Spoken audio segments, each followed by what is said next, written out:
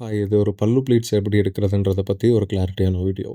So இதில பார்த்தீங்கன்னா, நீங்க போடுற பல்லு ப்ளீட்டோட வெளியில தெரியிற எண்ட் எடுக்கிறீங்க. ஸோ அத எடுத்து நான் இப்போ உல்டாவா ப்ளீட் பண்ணிட்டுருக்கேன். வெளியில அந்த ப்ளீட் பார்த்தீங்கன்னா, ஃபர்ஸ்ட் ப்ளீட்ட விட உள்ள தள்ளி இருக்கும்.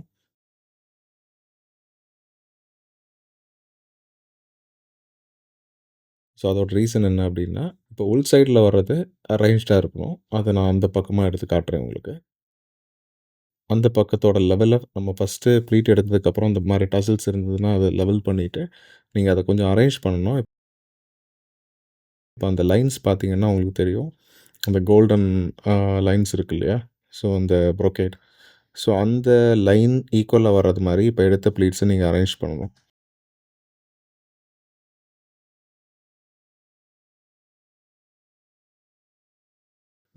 இப்ப அரேஞ்ச் பண்றது மாரி ஸ்லோவா நீங்க எடுத்து ஒன் பை ஒன்னா அரேஞ்ச் பண்ணுங்க. ஸோ அரேஞ்ச் பண்ணும்போது அந்த லைன் கரெக்ட்டா அதுக்கு நேரா வந்துரும். ஸோ அது வர்றது வர கொஞ்சம் பொறுமையா பண்ணுங்க. ஸோ வந்ததுக்கப்புறம் நீங்க அத பின் பண்ணிக்கலாம்.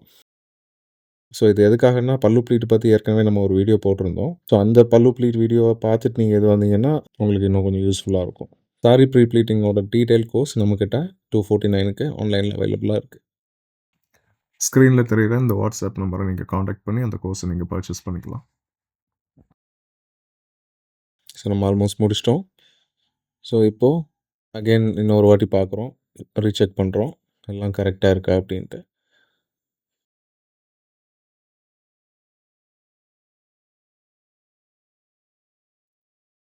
Everything is fine. இப்ப நம்ம பின் பண்ணிக்கலாம்.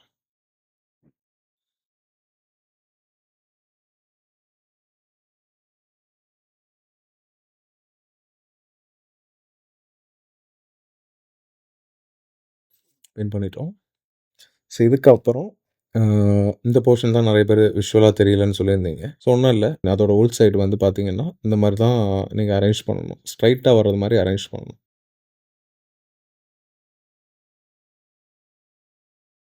பண்ணிக்கோங்க.